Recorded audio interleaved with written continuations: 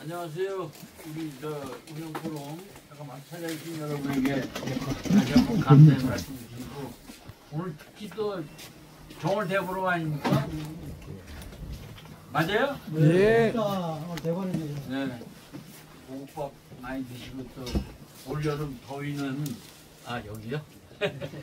올여름 더위는 오늘 안 나온 사람들한테 전해주시기 바랍니다. 오늘 요즘 이제 또 시대인 만큼 또 우리 리더십의 아쉬움을 많이 갖고 있는 여러분들이 그 가려움증을 긁어주기 위해서 오늘 이주천 교수님 모시고 박정희 리더십이 정치 지도자에게 주는 교훈이라는 제목으로 강의를 해주셨습니다. 잠시 우리 강의를 맡아주실 이주천 교수님을 소개해드리면 현재 국제현대사연구소 소장을 역임하고 계시고 또 프리덤 칼리 기장학회 자문위원으로 더 가지고 있는 거는 우리 유튜브 이주천 TV 여러분 많이 시청해 주셔서 100만 시청률 되도록 좀 도와주시기 바랍니다. 우리 교수님 전화번호 잠깐 알려드리면 010-4657-6168입니다. 강사님을 모시겠습니다. 큰 박수로 맞아주시기 바랍니다. 예, 반갑습니다. 운영도서관에서 고정 문제로 고정 평전에서 강의한 지가 한 5년이 벌써 지난 것 같습니다. 어쩌다가 좀 수업을 하게 됐는데요. 앞으로 좀 자주 나와서 여러분들 좀 배우고 싶습니다. 오늘 제가 이 제목을 택하면서 박정희 리더십을 택한 이유는 박근혜 대통령 탄핵, 그 다음에 문재인, 그 다음에 이제 또 윤석열 이런 5년 단임 대통령을 보면서 많은 국민들이 상당히 실망을 좀 많이 한 것 같아요. 그리고 이제 방송 미디어 쪽에서도 이런 역사물이 다큐라든가 이런 것이 사라진 지가 굉장히 오래됩니다.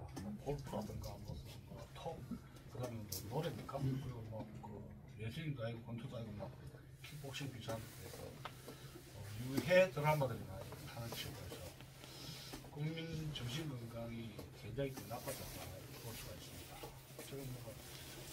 저는 이제 31년 동안 공명대학에서 역사학을 강의를 좀 하면서 나라를 보니까 가만히 국민들도 그렇고 정치 지도자도 그렇고 솔직하게 이야기하는데 여기 나와 계신 분도 많지만 수준 이하의 사람들이 대통령이 되겠다. 그래서 막 설치는 그런 행동이 된 지가 한 10년 정도 되고 있습니다. 그래서 이 나라를 지금 어떻게 할 것인가, 제가 가지고 있는 역사적 지식을 통해서 국민들에게 또 위정자들에게 교훈을 기록용으로 남길 수밖에 없다. 그래서 우선은 여러 가지 우리나라 역대 대통령들을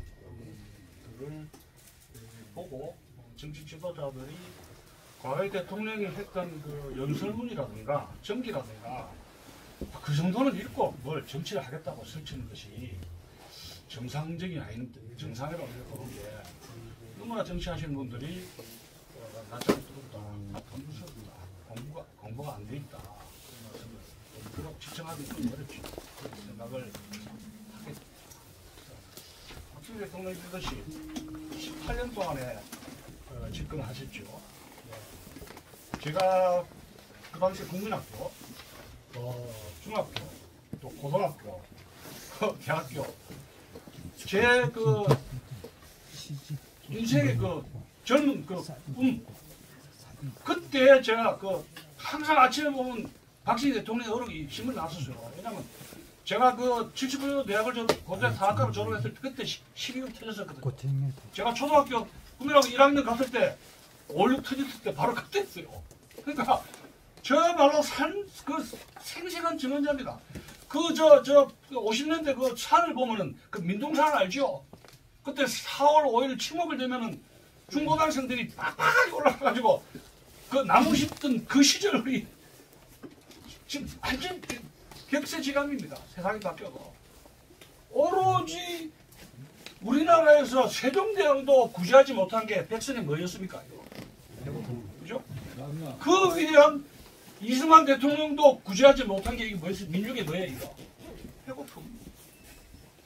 5천년 당군, 영조, 정조, 세종 뭐 백성의 배고픔을 해결하신 분이 박정희 대통령. 그러니까 5.16은 5.16 전의 역사하고 5.16 이후의 역사는 뭐예요? 완전히 다른 거예요, 이게. 그러면서 그런 의미에서 5.16은 뭐예요? 쿠데타에서 혁명으로 디벨롭먼트, 이볼루션, 진화했다. 이렇게 볼 수가 있는 것입니다. 제가 하는 이야기 아니에요, 이게. 역사가들이 평가하는 거예요. 자, 봅시다.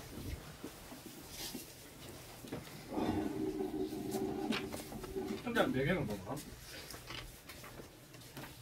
박정희 대통령이 가장 큰 충격은 태어날 때 나라가 없다는 사실입니다. 성시 개명해야 되죠. 기독교 탄압하죠. 젊은 청년들은 어떻게 출세해야 되느냐 고민하던 1917년 경북구미에서 농촌에서 태어났는데 찌그러지게 가난한 농촌 내 텃밭 몇 개 있는 그 농촌에서 구미에서 배고픈 한글 나라는 다섯째 간장을 하도 44살 40살 넘어서 엄마가 임신을 했는데 이거 먹일 자식이 없어서 뭘 먹었다 그럽니까? 간장. 간장을 먹고 했는데 유산을 한번 시켜야 하는데 이게 안 되는 거예요. 간장을 먹으니까 쓴걸 뱃속에서 먹으니까 박정희 대통령의 인생은 어떻게 됩니까? 독종이 나온 거예요. 간장을 먹은 독종이 지독하잖아요. 그 독종. 독한 그것이 간장 먹고 해서 억지로 나왔습니다. 억지로. 그때에 나왔을 때 사상이 되었으면 오늘날의 대한민국은 있다 없다? 없는 거예요. 그 하늘이 박정희 대통령에게 태어나면서 대한민국을 구하라! 미션을 줬다. 이 역사의 뜻입니다. 그 다음에 자 지금은 처음에 문경초등학교, 문경국민학교 교사 1, 2년 했는데 그때 그 당시에 제일 잘 나가는 게 언론이지, 그죠? 직장 얻으려면 언론인, 교사들이 예를 들어 공부 잘하는 게 교사라든가, 그 다음에 언론인 되고, 아니면 동문누가가 되든가, 용기가 있으면. 다른 거는 그 기술자, 공무원들이 해서, 이장이 되든가, 그 외에 출세할 방법은 없습니다. 뭐 농사를 짓는다는 건 토작농밖에 없죠. 그런데 박상희, 자기 형인 박상희의 친구인 황태성이가 만나서 자네 기질이 교사 해가지고는 출세할 수가 없으니까 당신 군대가 만주 군가랬거든. 왜냐면 초등학교 그거 가르쳐봤자 피아노 치고 이런 기술 해가지고 새마을 운동회가 노래 부르는 거 직접 작곡 작사한 거 알죠? 새마을 운동회가 풍금이다 수학이다 뭐 전부 다 하죠. 국어다 뭐 산수 다 하는데 어린애 됐고 이거 너희들이 봤자 뭐 하겠어요. 젊은 황태성 말 듣고 만주로 간 겁니다. 성적이 그 상을 받고 일본 상하학교를 갔는데 만주에서의 그 경험은 군대에서의 경험은 쇼크였습니다. 만주국을 만드는데 일본군이 엄청나게 공업국가를 만들죠. 네? 빌딩을 해가지고 부도를 해가지고 막 만주를 갖다가 만주국으로 해가지고 공업화시키고 건설을 하는데 보니까 일본의 엄청난 밀리터리, 인더스트리얼 콤플렉스 그걸 본 거예요. 그건 어린 시절에 충격을 줬던 것이고 만주의 중화공업을 일으키는 군수복합단지를 보고 박정희가 마지막에 꿈이 뭐였습니까? 그 중화공업이에요. 그것이 유신에서 중화공업으로 이루어지는 것이 만주에서 본 거예요. 그러니까 이 위대한 지도자들은 뭡니까? 자녀 교육을 시킬 때 자식에게 견문을 시키지 않습니까? 외국에 견문을 시키죠. 일본 사학교에서 일본에 자 여기서 본 게 뭐예요? 일본의 카레 문화 사무라이 정신을 배운 겁니다. 우리 조선시대는 뭐였습니까? 이거 항상 박정희는 생각하고 고민한 게 있습니다. 왜 조선은 망하고 일본은 흥하느냐? 이 통치자들이 통치자들은 일본은 사무라이들과 정치를 하죠. 무장이 정치도 합니다. 문무겸절입니다. 고려시대도 마찬가지인데 고려시대도 보다가 조선시대 보니까 완전히 글쟁이 서생들이 공자, 맹자, 사대주의자들이 안에서 갑론을박하는데 생산적인 건 아무것도 없습니다. 왕의 엄마가 상을 몇 년상 하느냐? 아니 1년짜리다, 3년짜리다, 1년짜리는 불충이다 해가지고 정적 제거한 거 알죠? 그 효정 때 사대 당장 이야기입니다. 지식인들이 정치를 하는데 사대부들 공론을 하면서 아무런 백성들에게 이로움이 없다. 일본은 사무라이들이 정치를 해나갈 거야. 실용적이다. 카르마, 바란성, 결정적이니까. 그걸 배운 거예요. 명치우신 이 책을 일본 근대사에 가서 굉장히 연구를 많이 했어. 갑자기 하숙집에 가니까 거기에 이렇게 붙이는 거 보니까 보나파르트 나폴레옹 그 사진이 있었답니다. 하숙집에. 그래서 일찍이 벌써 군인들이 정치를 해가 나라를 개혁하는데 그런 그 프랑스의 보나파르트 나폴레옹 일본의 명치우신 그 사무라이들의 그런 것에 대해서 전기를 읽고 역사를 여러분 윤석열 대통령이 무슨 책을 읽었습니까? 윤석열 대통령이 지금 곧 나와야 되는데 윤석열 대통령은 과연 무슨 책을 읽고 정치를 하는 거예요? 아무도 몰라요. 재작년에 많은 김건희 여사하고 돌아다니고 여행 가고 했는데 그 핸드백에는 김건희 여사의 화장품이라든가 있겠지만 그 책에는 기생주의 책이 있는지 기생주의 디플로마시라는 책이 있는지 마키아벨리 군주라는 책이 있는지 아무도 모릅니다.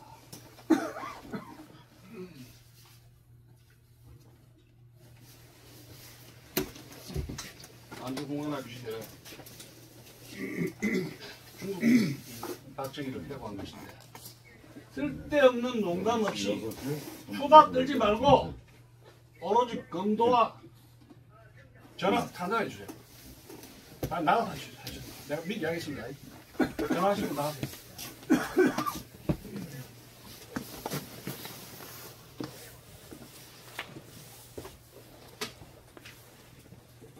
중국인 이 박정희를 회고한 거예요. 쓸데없는 농담 없이 오로지 공부와 검도에 열중했다. 검도를 했다. 이게 사무라이. 나도 사무라이처럼 해보겠다 이거예요. 일본이 식민지를 통해서 우리는 분노했지만은 일본 사람이 우리에게 하나 좋은 교훈을 준 게 있습니다. 그 칼로 해가 모든 걸 해결하겠다. 그걸 우리가 배운 거예요. 모든 결단적인 칼. 사무라이. 하나도 어떻게 정도를 다 했다. 그 다음에 이한림 건설부 장관 회고록 입니다. 무사 후에. 박정희 42년 야외종합판에서 분대장 생도를 맡았다. 굉장히 다부지게 철저하게 했다. 다부지게. 굉장히 다부지게 하다. 이게. 디테일에 박정희는 특징 뭐야? 집중과 다부주고 굉장히 뭐 딱 있으면 지도교처럼 탁 해가 놀고 늘어진다. 집중하고 되도록 한다. 연구를 해가지고 타오른다. 아 이거 나왔습니다. 어느 거 일단 일제시대 때 내가 성공하려면 일본 사람에게 일단은 신용을 얻고 여기에서 디벨로가 나가야 되겠다. 신용이다. 안창하고 미국의 교포한테 가가지고 당신들 그렇게 속이지 말고 거짓말하지 말고 미국에 신용을 얻어라 해야 돼. 신뢰를 얻어라. 식민지지만은 일본 사람에게 신뢰를 얻으면서 그 사람들이 마음을 열면서 그 사람 지식이라든가 뭐라든가 더 많이 가르칠 거 아닙니까? 일단 자세를 높이고 그래 나는 배운다. 언젠가는 요시 언젠가는 두고 보자. 그래. 그래서 일본 상관들로부터 그래 하면서 인고하면서 왜 일본은 우리를 먹었는가? 눈물을 흘리면서 일본을 수용했다.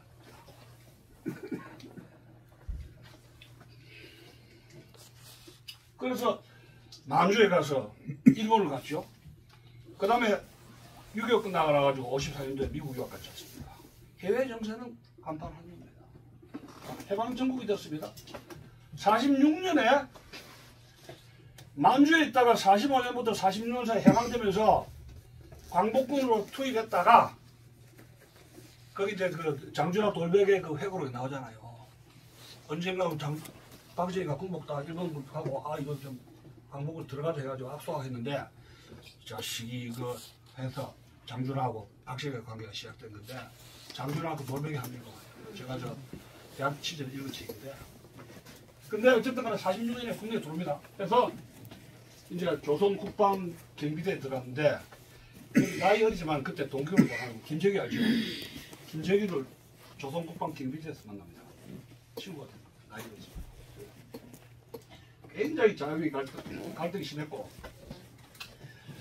자기 형이 그 다섯째 남자가 있었는데 셋째 형이 박사인데 상당히 인품이 좀 고결하고 박정희 가장 존경했던 형인데 여러분들 알다시피 46년 10월 1일 대구 폭동에서 경찰에 총에 맞아 죽습니다.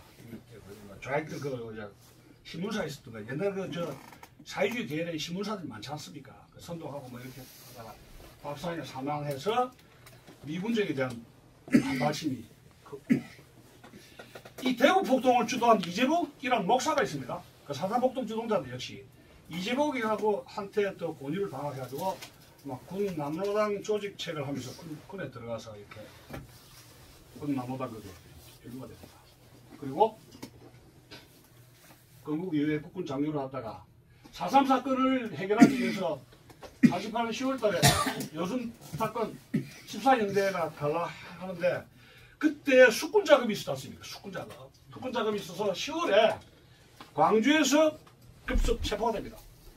그때 이제 방첩대라든가 김창룡 방첩대에서 백선엽, 김한일 이런 장군들이 이제 수사를 했는데 백선엽 장군 회고를 보면은 자기가 살렸다가 백선엽, 김한일이가 수사를 했다가 그 두 사람 만주에 국가학교에 인연이 있었단 말이에요. 백선엽하고 박정희하고. 그래서 보니까 활동은 많이 하진 않고 그냥 이렇게 해서 그냥 감정으로 욱해가지고 군 남로당으로 했다 해가지고 이승만 박사의 재가를 얻어가지고 이승만 대통령이 박정희를 살려줬습니다.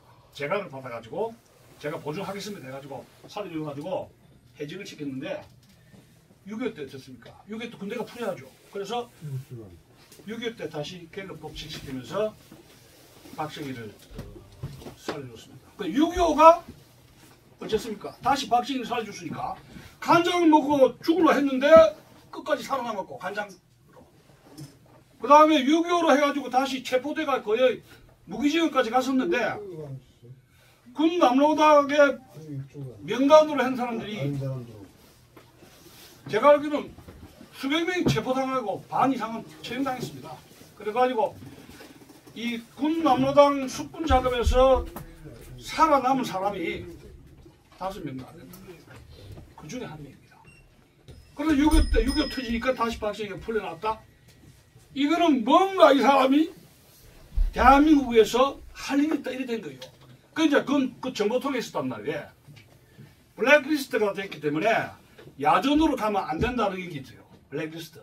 그래서 뒤에서 분석하고 머리가 좋으니까 군 정보장교로 분석 여야를 배치하고 이런 정보장교로 이제 활동을 했는 겁니다. 한국 전쟁에서. 그 다음에 54년에 단기 유학이 있습니다. 6개월 1년짜리들. 제가 알기로 한 6개월 정도. 미국이 이 우방세계 군대를 보내가지고 소위 침입파를 만들죠. 그때 시작은 웨스트 포인트라든가 미국에 있는 군 유학을 시킵니다. 그러면서 이제 미국의 안내라든가 자기 세력을 만드는데 중요한 건 자, 그 당시 그러면 50년대에 유학이라는 것은 생각도 못하죠. 70년대에 우리나라가 유학이 보편화된 것이 전두환 시절이죠. 달러 그것 때문에 했었는데 50년대에 이승만 정부가 이 달러 외환 보유고가 부족하기 때문에 극소수의 공무원들을 외국에 보내가지고 1년, 2년 정도 유학 시절 보내고 일반 대주주 계급이라든가 부자가 아니면 엄두도 못 내고 근데 그거하고 관계없이 군에서는 뭡니까? 아주 루틴하게 소령 중령급이면 그 미군 장성이라든가 이런 이 능력을 지휘관이라서 능력을 인정받으면 외국에 유학하는 그런 루틴한 그런 코스가 굉장히 많았다는 얘기예요. 한번 생각해 보십시오. 50년대에 우리나라는 완전히 폭삭 망한 나라인데 폐가 된 나라인데 미국에 간 그 장교들의 마음은 어떻겠습니까? 눈알이 뒤집어질 겁니다. 김옥준이가 일본에 가가지고 동경이라든가 일본에 가서 보고도 눈알이 뒤집어졌겠는데 50년대 폐해가 된 나라가 미국에서 그 군인들이 가가지고 연간 장교들이 가서 미국하고 한국에 왔을 때 그 기분이 어떻겠습니까? 그러니까 군인들은 미국에서 유학한 군인들은 공무원이라든가 여기 뭐 대학교 있어도 뭐 대학교 있으면 대학교 있으면 말은 우리나라에서 세계 정세계가 어떻게 돌아가는지를 누구보다도 포착한 인물들이죠. 그리고 영어라든가 그 학문이라든가 군사 기술 우리나라에서 거의 탑 클래스의 사람들이 군 엘리트가 된 겁니다. 그런데 국내에 돌아왔습니다. 50년대 10년 동안에 군 장성으로 있으면서 대한민국을 바라볼 때 공무원이든지 이승만 대통령의 정치라든가 여야 야당한 꼬라지 지금 꼬라지도 보고 대학 수준이라든가 볼 때 그 불만이 어떻겠습니까? 불국을 끄는 거죠. 그리고 50년대 이미 군부는 대한민국에서는 굉장한 에리트 코스로 이미 등장했고 숫자도 뭐 어떻게 됩니까? 그들이 나누는 숫자가 지금 군대가 아니라 60만의 어떤 대군 민노총 지금의 민노총 조직 이상으로 어마어마한 조직을 가지고 군대가 근데 자기 역할을 못하고 있다.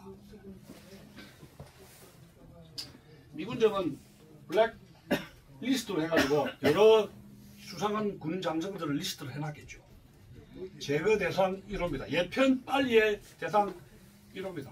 계속 여러분들하고 박정희 정기를 본다면은 5.16이 예편을 당하지 않기 위해서 선수치다는 말을 들을 정도로 계속 50년대 말에 주한미군 쪽에서 리타이어 시켜야 할 장성 1호로 꼽아서 부산에 여러분 저 하루네 부대 저 미군의 그 분수기지창 부산에 분수기지창이 있었지 않습니까? 그리고 야전에 미국에도 그렇고 일체 전방에서 야전의 군대를 취하지 못하고 해서 정부계통으로 군대를 그래서 박정희는 이미 만국의 왜 나라가 망했냐는 역사의식이죠.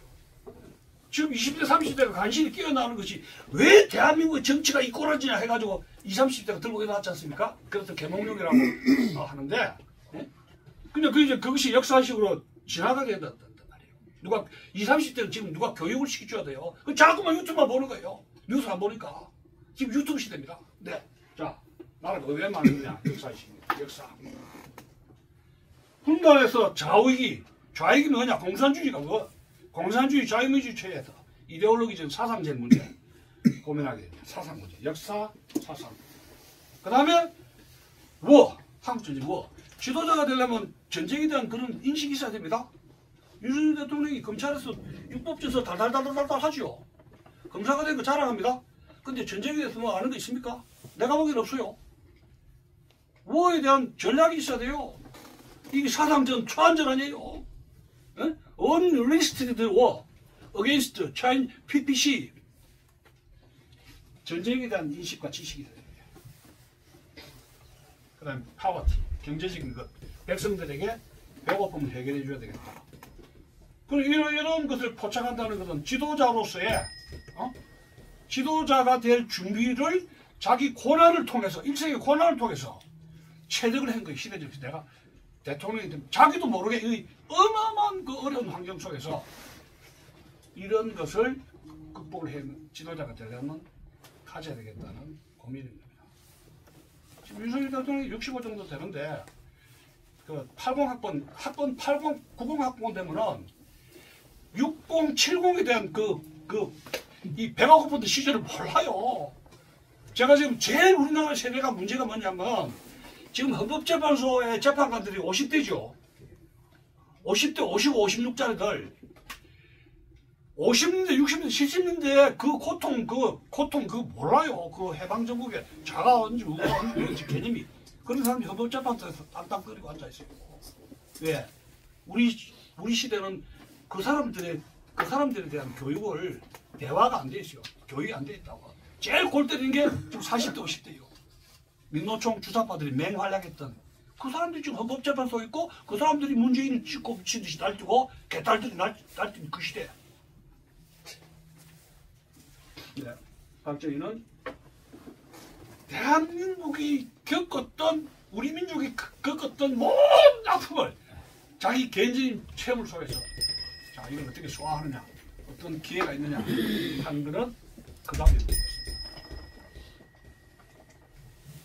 결국은 5.18 거사를 할 수밖에 없었는데 6.4.5기와 6.4.8기가 주도한 겁니다. 김종필이가 디자인했고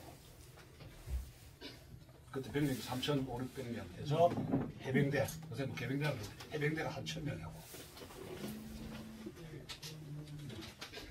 제가 말씀드렸죠. 한국 전쟁 이후 군부의 영향력에다가 이 엘리트의식 그 뭐 박정희 대통령이 술을 좋아해가지고 6.4.8기들하고 김종필이가 누구냐 자기 형 박상희의 딸의 사이죠, 그죠?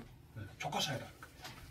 그게 가까워져가지고 이렇게 저렇게 하는데 온갖 독서도 많이 하고 이 김종필이가 아는 것도 많고 이 아주 굉장히 제사적인 그런 능력을 가지고 있었는데 군부가 60만 70만이 되는데 외국은 유학 갔다 왔죠. 본지가 세상 돌아가는데 50년대 정치는 부정선거다 뭐다 해가지고 4.19다 해가지고 일단 군부가 썩어버렸다. 공무원 썩었죠. 그 다음에 첩들이죠. 첩들. 공무원들이 첩을 거느리고 있습니다. 그 다음에 미국이 주로 원조하는 게 군대 문제 아닙니까? 그죠? 군대로 하는데 승진도 그렇고 부패가 말도 못해요. 부패가 부정부패가 군대에서 PX PL 408이라고 480이라고 밀가루라든가 그냥 짜장면집만 밀가루 강냉이라든가 이런 거 해가지고 무상원조로 줘가지고 그거를 군에서 빼돌려 가지고 축제를 하고 첩을 거느리고 승진도 개판이라네. 지금 장도영 유군참모총장하고 김종필하고 나이 차이 몇 살입니까? 5살 차이도 안 나요. 니네 하는 거 차이예요. 그러면 야 너 이거 뭐 2살밖에 안 됐는데 니는 뭐 별 달고 나는 별 2개 3개 다는데 자기는 뭐 소령이고 이런 식이에요. 이 승진이 완전히 막 번복이 된 이유가 이 군대를 조직하는 가운데서 망군 출신들, 독립군 출신들 해가지고 조선 경대 출신 해가지고 막 6.25도 해가지고 막 이것이 나이라든가 경력이라든가 막 뒤죽박죽 번복이 되면서 자기보다 나이가 적은데 상관이라고 격려도 하고 엉망이 돼버린 거예요. 도저히 안 되겠다. 승진의 그 적체는 상대. 3회로 부정선거. 군대가 부정선거. 이 부정선거요. 윤석열 대통령 부정선거 이거 규명 못하면요 죽어요. 자기가 살려면 부정선거 규명해야 나가게 되고 부정선거를 개입했다니까 부정선거 이거 파헤쳐내면은 이제 끝나는 거예요. 윤석열 대통령 정치적 운명도. 저는 그래 봅니다. 그리고 부정선거가 많이 발각되면 최인규 알죠? 내무장관. 그 사회당인 거 알죠? 최인규 내무장관. 그리고 누구야? 부통령이었던 이기붕이 하고 하는 말이야. 누가 이랬습니까? 그 아들 장남 이강국이 서울대 편입해가지고 아무 정거야! 꽝! 해가지고 사살하고 자기 죽었습니다. 서울대 입사하고 이강국이다. 이거는 부정선거가 규명된다면 사형감이라고 저는 그럽니다. 보통 문제 아닙니다. 군상정부 부패, 미국 원조, 군사 원조 독식을. 미국은 군사 원조를 대부분 해주는데 일반 경제 원조는 어떻게 주느냐? 강냉이 밀가루식으로 준단 말이에요. 강냉이 밀가루. 근데 그것이 떨어지면 다 똥으로 되는데 그거 떨어지면 어찌합니까? 또 달라 합니까? 어부가 고기를 잡으려면 고기 잡는 방법을 가르쳐야 되는데 고기만 갖다 주면 어떻게 됩니까? 계속 거짓이죠.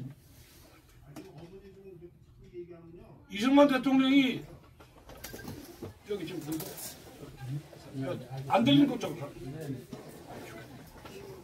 자, 50년대 미국의 원조의 문제는 뭐냐? 군사 원조에 집중됐다는 하나.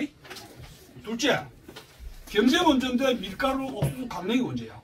그냥 거지들한테 밥 주는 것이고 공장을 차릴 수가 없어요. 공장을. 우리가 먹고 사는 방법을 가르쳐 줘야 되는데 미국 사람들은 당신들 그 공장 제조할 수 있는 인력, 자본, 기술이 없다.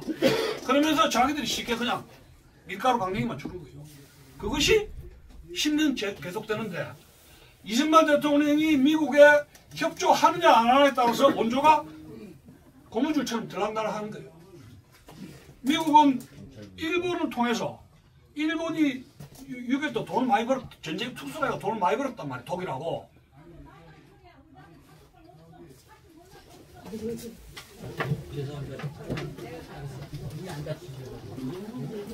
그거 조용히 좀 해요.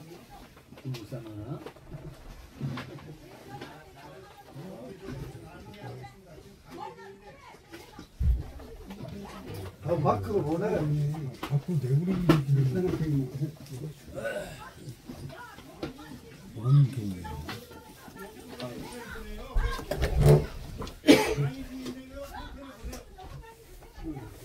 아니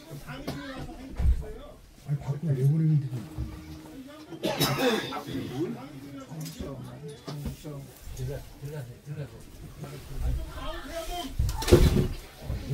해결을 해야지 그거 따구라고.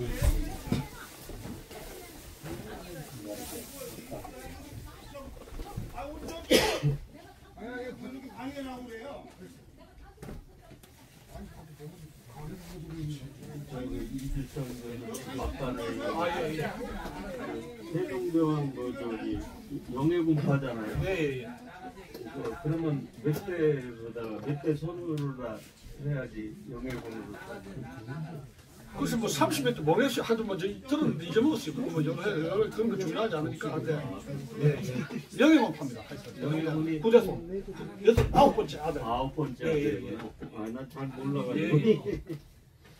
자, 그러면 천천히 합시다. 떠들어서 보니까 뭐한테 기다려서 크게 하시면 돼요. 예. 그래서 자, 합시다. 네. 말씀하세요. 합시다. 자, 그래서 이제 그 고기를 잡는 방법을 가르쳐달라고 이승만 대통령이 미국에 주장을 했는데 미국은 입장은 이겁니다.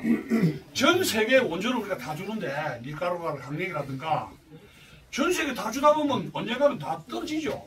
없다 이야기예요. 그리고 그럼 두 번째, 한국은 뜯어먹을 때 가서 뜯어먹으라니까. 미국, 일본 배상금 문제. 일본이 전쟁 특수에 돈을 많이 벌었으니까 거기하고 내고 하면 뭐가 국물이 있다는 겁니다. 그런데 왜 이승만은 늙은 저 똥꼬집을 그래 황소고집을 부려서 하다가 틀어지고 해가지고 한일국교 정상화를 못하느냐. 그것이 미국의 불만인 거예요.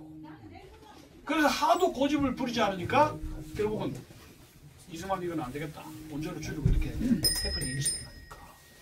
그래서 박정희 대통령이 케네디를 찾아갔을 때 그걸 알고 결국은 일본하고 정상화하지 않으면 안 된다는 게 뭐예요? 미국 협력이다. 미국에. 그런 점 말씀드리고 싶고. 그러니까 박정희는 50년대 보면서 우리가 공장을 지어서 우리 스스로가 수출하고 먹고 사는 방법을 전략을 택해야지. 이승만 박사처럼 이승만 외교가 천재 아닙니까? 근데 경제는 모른단 말이에요.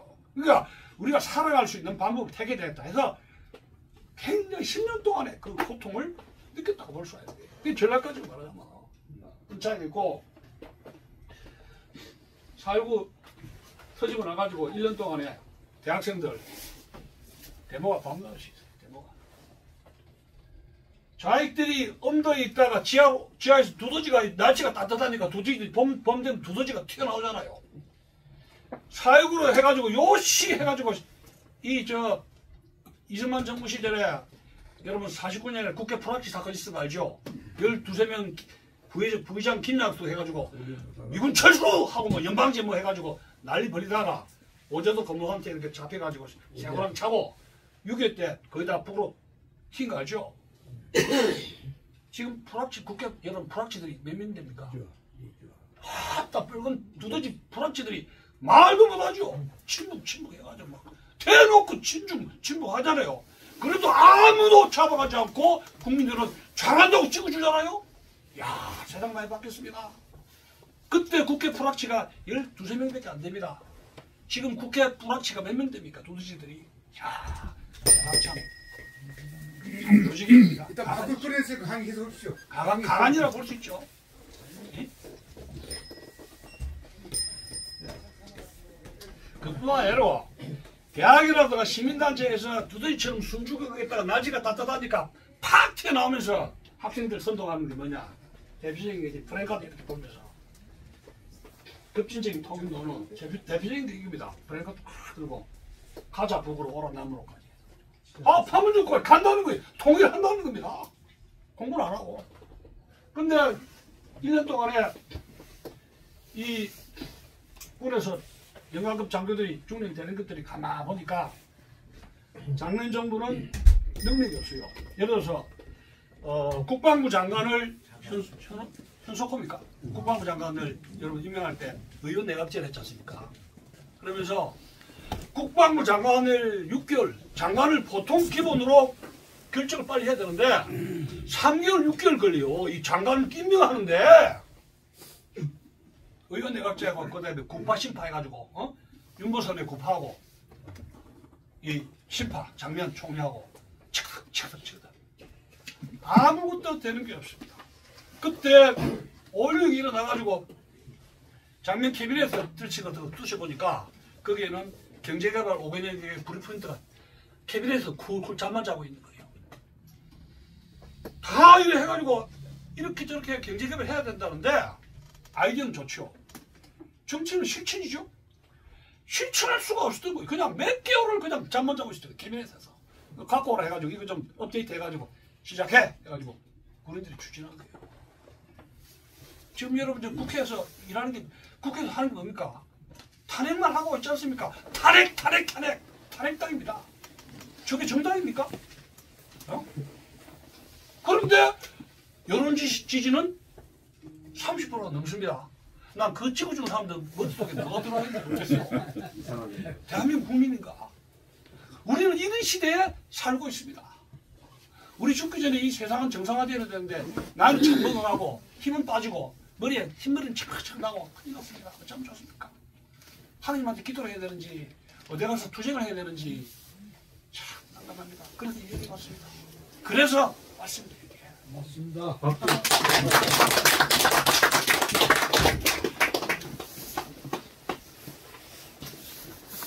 가장 심각한 것은 경제 위기입니다.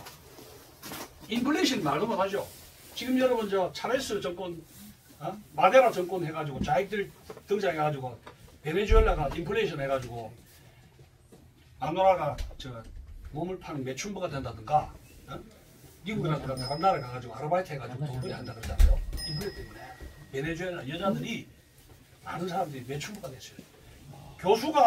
여자 교수가 그 인터뷰 보면은 직장 2개, 3개 하는데 인플레 때문에 살 수가 없는 거예요. 50년대 여기 살아 계시면 알 겁니다. 6.25 끝나고 나서 저 화폐 개혁도 하고 저도 그걸 경험했는데 물가도 인플레도 그렇고 백화점도 그 당시에 없었습니다만 시장에 가도 사고 먹을 게 없어요. 인플레이션. 그 다음에 대학이 우골탑, 소뼈다구 골자 탑입니다. 그게 뭐예요? 소뼈가 쌓인 것이 대학이다. 소를 팔고 논을 팔아가 대학을 보냈는데 대학을 나와서 직장은 어디에? 실업자들입니다. 제가 어린 시절에 50년대 어린 시절에 국민학교 가서도 마찬가지입니다. 길거리 가면 그 전봇대가 있지 않습니까? 전봇대. 다 알 겁니다. 전봇대에 가면 그 찌릉내가 나고 대소변이 있죠? 전봇대. 그 꼴목마다 있죠? 개 끌고 고양이 끌고 가고 똥 싸고 오줌 싸고 엄마들이 어린애를 가면서 그 똥오줌을 그 싸게 하잖아요. 그 저 길거리에 아마 여러분 기억나실 겁니다. 80대 90대 그렇습니다. 그 화장실 재래식 화장실에 그 휴지도 없는데 가서 신문지 가지고 있는데 그런데 그 전봇대에 담배를 피우는 거의 깡패들 있잖아요. 깡패들. 대학을 나온 사람들이 실업이 돼가지고 전봇대에서 깡패처럼 해가지고 너 이 새끼 이리 와 해가지고 돈 뜯고 그때가 50년대 60년대 풍경입니다. 박정희가 오히려 쿠데타 이렇게 했을 때요. 할 일이 없잖아요. 집에 가서 실제로 부산대 사범학교 나왔는데 교직을 구할 수가 없는 거예요. 대학교 사전 만원방 차려가지고 대학을 보냈는데 그 애가 사범대학에 교원으로 취직이 안 되는 거예요. 그게 50년대 60년대 여러분 저 선배님들 눈물 나는 이야기죠. 그게 우골탑이에요. 지금 농촌은 뭐 말할 것도 없죠. 보리채라 해가지고 보릿고개. 미국에 대한민국 삭감되죠. 우리도 먹을 거 없다. 왜 아프리카도 안 가고 남미라든가 전층 다 보냈지 않습니까? 우리도 죽겠다. 참 기가 막혀. 이야기를 하셨는데 이 혁명공약 이 6개를 아마 김종필 씨가 입안을 한 모양인데 잘 보십시오.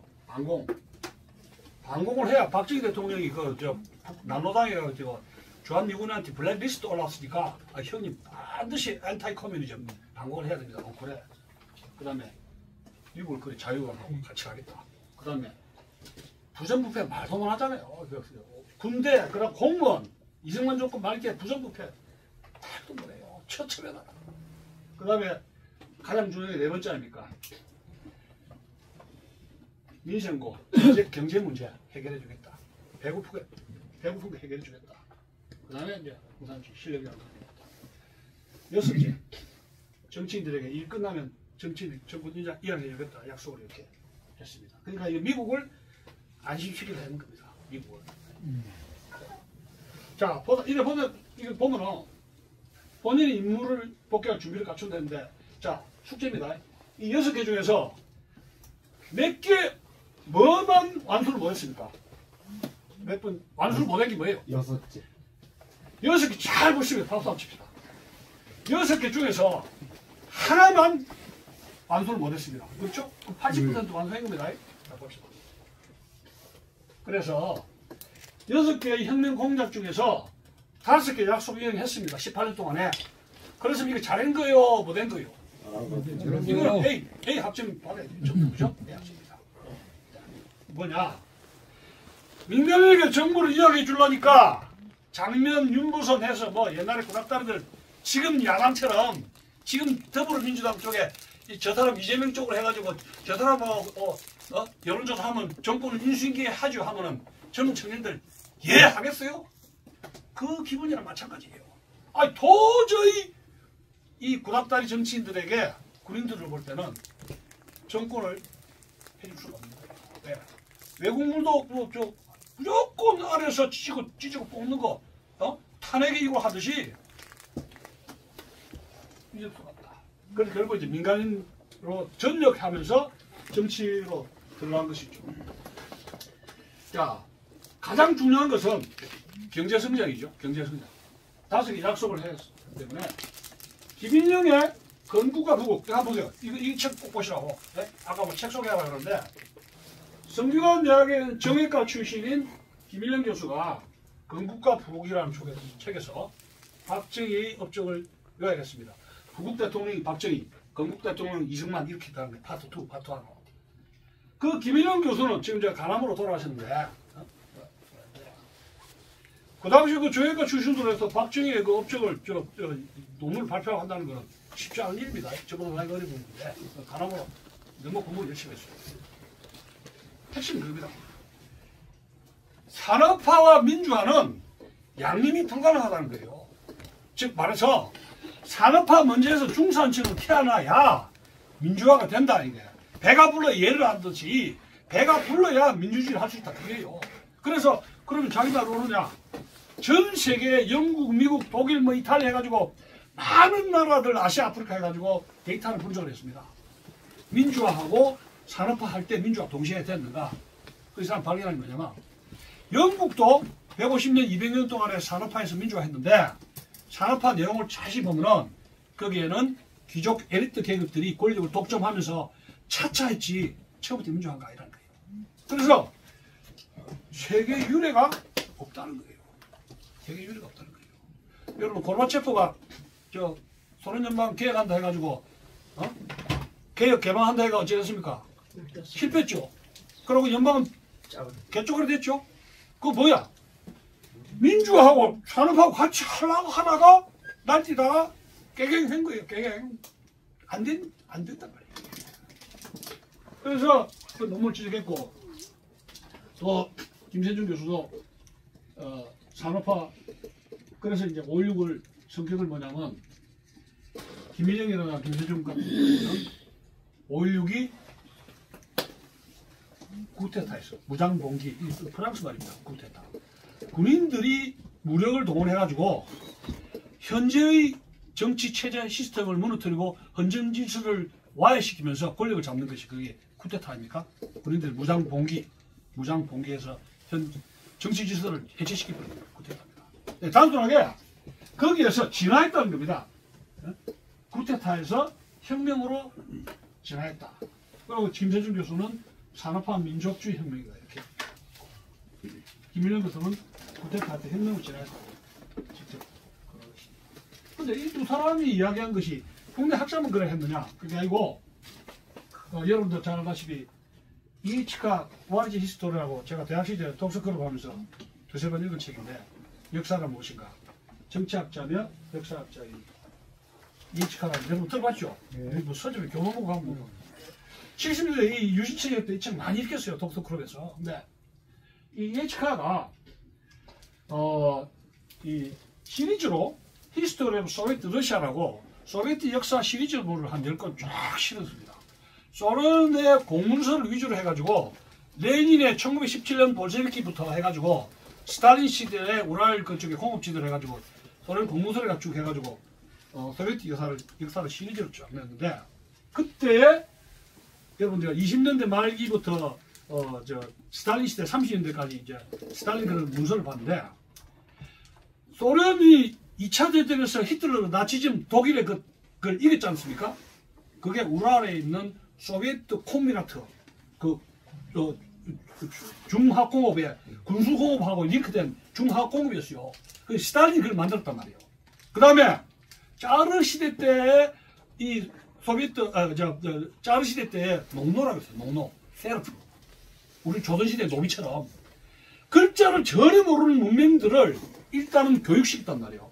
소비에트가 스탈린 공산주의 체제가 그를 일으키게 했다는 거예요. 그러니까 짜르 시대 때 없었던 스탈린 시대는 공업화, 그리고 교육의 문명화를 제거하고, 기본적으로는 거지도 없이 풀빵이라도 거지들이 없이 그냥 기본적인 페이를 수단했으니까 이거는 짜르 시대보다는 진보한 것이죠. 그죠? 말이 되잖아요. 그래서 영국의 이 칸은 1917년에 볼셰비키는 쿠데타가 아니고, 맨시비키 정부를 뒤집은 거는 무장국의, 우리가 처음에 제가 배웠던 쿠데타를 배웠단 말이에요. 쿠데타가 아니고 이거는 혁명이다. 그렇게 이제 토론해버립니다. 그러면서 서방세계 교과서에는 1917년은 쿠데타가 아니라 볼셰비키 혁명으로 해가지고 오늘 알게 된 혁명이 된 거예요. 그 모든 것이 수비 나름이에요. 제가 5.16을 제가 어렸을 때 배울 때는 5.16 혁명으로 배웠죠. 여러분도 마찬가지입니다. 그걸 김영삼, 김일중 정부, 자발 정부로 하면서, 야, 이 새끼야, 이거 쿠데타야. 그래서 정규적 불러가 이거 이렇게 써. 해서 돈 주고 해가지고 해서 역사들 그렇게 오리엔트 시키고 하면은, 그걸 암송을 하면 그 쿠데타가 되는 거예요. 역사는 하기 나름이에요. 그렇죠? 그래서 5.16은 혁명에서 쿠데타로 역전돼 버린 거예요. 좋은 집이 까지버리고. 근데 뭐예요? 1917년 볼셰비키는 쿠데타에서 혁명으로 우리는 그걸 쓰고 있는 거예요. 근데 우리도 왜 5.16을 왜 떳떳하게 혁명으로 왜 말 못합니까? 그 자학이에요. 자학이라고. 저는 군사혁명을 배웠습니다. 어렸을 때. 공군학 때부터. 그런 것이다. 자, 박정희 리더십의 기원을 한번 본다면은, 지도자가 될 때, 여러분 저 최강 교수 알죠? 최강 교수가 누가 위대한 지도자인가 그 책을 쓰는 거 여러분 들어봤죠? 뭐 읽어보지는 못했을 거나 나는 굉장히 굉장히 두꺼운 책인데, 누가 리더십이 될 것인가 그 책에서 최강 교수 그 책에서 위대한 인물은 스카이대학, 서울대, 고대, 법대, 서울대 법대 나와서 검사했다, 작았다가 판사니 뭐니, 그 완장차고 그 위대한 인물 되는 게 아니라는 얘기예요. 중요한 건 뭐예요? 가정교육, 그리고 자기가 위대하게 되겠다는 결기, 신앙을 통해서든지 이승만이가 감옥에서 회개하면서 내가 도도를 구하겠습니다 하는 결기가 하듯이 그 다음에는 그 위대한 인물이 되도록 자기가 노력하는 독서라는 거예요. 가정교육, 그 다음에 자기 자신의 위대함에 대한 결기, 미션 느끼는 것, 그 다음에 독서라는 겁니다. 여기서 우리는 의미 드는데 윤석열 대통령은 이 세 가지 중에 어느 쪽에 들어간다고 봅니까? 우리는 의문제죠. 문재인 마찬가지죠. 이재명도 마찬가지죠. 가정교육이 안 돼. 가장 중요한 것은 내가 역사 속에서 대한민국 운명을 짊어지고 뭔가 해야 되겠다는 눈물을 흘리는 그 회개라든가 그 미친 듯이 무릎을 꿇고 주여 참 어렸습니다. 내가 참 모질한 쫄짱구 대통령이었습니다. 참 못난 놈이었습니다. 참 내가 못난 다윗이 회고하잖아요. 내가 죄인입니다. 내가 못난 놈입니다. 참 부끄럽습니다. 내가 잘난 체 했는데 막상 보니까 이거 자 어처구니 없는 거예요. 회개할 줄 알아요. 거기서 자각이. 근데 반드시 이것은 고통이 자기 인간이 그러면 고통이 수반되는 겁니다. 고통. 위대하게 되는 고통이. 역사와 정립으로 숙도가 가장 존경한 인물이 이순신입니다. 여러분 알다시피 이순신 영화 보시죠. 제가 국민학교 중학교 시절에 뻔질나게 본 게 전기 영화, 허리우드 영화도 그렇지만 케바디스라든가 로마 제국 멸망이라든가 이순신 영화가 얼마나 많이 났습니까? 지금 여러분 위대한 여러분 영화 나온 거 보십니까? 무슨 오징어 게임? 우리는 그건 영화로 하는 겁니다. 오징어 게임 1, 2 나와가지고 막 미친 듯이 발광하는데 이래가 막 죽고 죽이고 막 이렇게 해가지고 드라마 이거 보면은 간통을 했니 뭐 내가 네 자식이 내 자식이니 지지고 뽑고 막 여자들 좋은 그런 거 사람 인생을 파괴하는 거예요. 있지도 않은 범죄를 만들어 뺑소니다 뭐다 쥐고 살리라 뭐 유죄다 회사 뺏들자 뭐다 사기쳐라 뭐가 찍자 뭐 DNA 검사하자 참 저질 유치하게 그랬어. 근데 우리 정부 시절에 박근혜 대통령 이순신 정기 읽고 내가 이순신 쳐서 되겠다. 나발령 정기 읽고 명체주신이 어떻게 그 사무라이들의 위대한 자기 목숨을 걸고 나라를 구하겠다. 된노이까 니혼노 된노이까 일본을 위하여 우리 사무라이들은 단결하자. 왜? 서양의 대포들이 오는데 우리가 단결해서 일본을 근대화시키자. 사무라이들의 칼의 문화. 이거 우리가 부족한 것이다. 이건 배워야 되겠다. 일단 배우자 이게 배우자. 박정희는 배워야 되겠다. 나라를 건국하기 위해서는 배워야 되겠다. 농구는 친구. 니혼노 다면이 일본을 위하여. 일본의 그 명추신 정신이 일본을 위하여. 우리는 우리 한국을 위하여라는 이런 구호가 왜 없어요? 윤석열을 위해서가 아니고 한국을 위해서 윤석열 한국을 위해서 20, 30대 한국을 위해서 대한민국을 위해서 자유민주 체제를 위해서 울부짖어야 되는 길 같습니까? 이건 너다 나발령 정신 시대 정신에 대해서 대한민국이 그 당시에 제일 부족한 게 뭐냐? 배고픈 문제, 사상 문제. 시대 정신에 대해서 절실히 느꼈대요, 박정희. 대통령이 되기 전에 이 시대가 대중들이 뭘 요구하느냐, 대한민국 역사가 뭘 요구하느냐, 늘 시대 정신 자기가 체득한 것입니다. 윤석열 대통령은 지금 깜방 생활을 하시면서 무슨 생각하고 계실까요? 내가 법적인 투쟁을 해가지고 빨리 나가야지. 그러면 용산 가서 어쩌겠다는 거야. 용산 가서 뭐 할래? 당신 지금 무슨 책을 읽고 있어? 아이고 급하니까 빨리 그 법조 내가지고 이거 헌법재판소 이거 틀린 걸 지적하고 부정서 파헤쳐가지고 내가 빨리 용산 복귀해야지. 그럼 next time what can I do? 뭐 할 건가? 윤석열 막 살이 나가고 난립니다. 그러다 다음에 대한민국 어떻게 지려올지 그럴 것이냐. 그 사람 뭘 하고 무슨 책을 읽고 누굴 만나서 어떤 고민을 하느냐. 윤석열이가 여러분 용산 복귀하면 대한민국 유토피아가 됩니까? 그 부정부 세력, 그 좌익 종북 세력 어떡할 거예요? 이건 사명을 사는 거다. 시대 정신에 대해서 고찰을 했는데 시대 정신을 알았다 해도 배고픈 거를 대중의 배고픈 거를 해결해 줘야 된다. 그거 인식하는 거죠. 근데 정치관 그걸 해결할 전략 전술 파노시 대안이 있어야 될 거 아닙니까? 실천적인 능력이 있어야 될 거 아닙니까?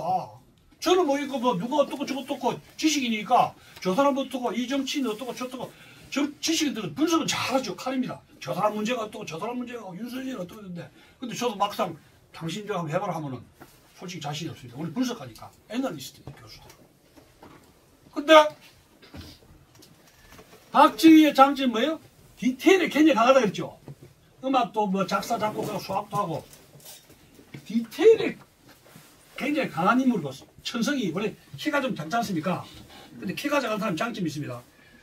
높은 사람들 상대방이 크니까 위에서 이렇게 보거든요. 그러니까 상당히 이 땅이 가까우니까 이런 키 큰 사람 끝자리보다 이 관찰이 뛰어납니다. 이래 하면서 이렇게 해서 이렇게 성격이 그래요. 근데 나폴레옹이라든가 이런 박정희는 키가 작으니까 디테일이라든가 이런 것이 굉장히 포착이 능하단 말이에요. 등수평이도 키가 작잖아요. 키가 작은 사람 무시하지 못하는 게 껍데기들이 큰일 납니다. 난쟁이들 까보면 박정희가 성격이 다 다부지단 말이에요. 그러니까 구체적 전략 전술에다가 굉장히 어떤 목표가 있으면 집요하게 실천한다 이게. 탁 진돗개처럼 탁 모가지 물면 안 나옵니다. 윤석열 대통령이 좌익에 대한 것도 허허허허 하다가 당연히 허허 하다가 되치기 당한 거예요. 되치기. 해가지고 뭐 뉴욕 가서 워싱턴 가서 뭐 노래 부르고 막 멋있죠. 근데 그렇게 고소하게 이렇게 춤 댄스도 이렇게 잉글리시 뭐 송하고 이래 할 때 저는 판단할 때 하하 저 사람 큰일 났구나 건너게 돼. 건너게. 이 큰일 났구나. 김건희 여사하고 잘 돌아다닐 때 저는 딱 본 게 이거 큰일 났구만. 건너면서 정치에 취해가지고 건너면 안 된다. 박정희라면 저래 행동 안 해요. 딱 직권해가지고 너 이마 범죄 잡아들여. 천호 왜 수사 더 안 해? 이 뭐해 이 자식 이제 가. 검사들 쫙 해서 일일이 와치를 한다. 정보들 불러가지고 잘 되고 있는가. 검사들 반체제 녀석들 마약 사범들 잡아 천호. 이태원 딱 있으면 가가지고 일하다가 역으로 탁 나올 뻔죠. 박정희 같은 뭐 됩니까? 너 마약 수사해서 가져와. 빨리 잡아 임마. 여기 임마 수사 빨리 해. 법정 딱 박정희 뭐예요? 집요하게 목표를 합니다. 해결될 때까지 누굽니까? 아니 질려버린 거예요. 왜 이렇게 못 살게 구느냐고 진돗개처럼 뜯어먹으려고 하느냐 죽겠다는 거예요. 근데 또 이해가 되는 것이 미국의 정치 주자들이 한국에서 못 사는 그 나라들이 어떻게 하지 우리를 향해서 달아들고 하려는 것은 자기 나라를 위해서니까 그 애국심에는 박정희 그거 인정하는 거 아니에요? 그 인정을 한 거예요. 같은. 자 그런데 박정희가 케네디를 만나가지고 1961년 구테타가 11월 달에 초청받아가지고 갔는데 케네디는 분명히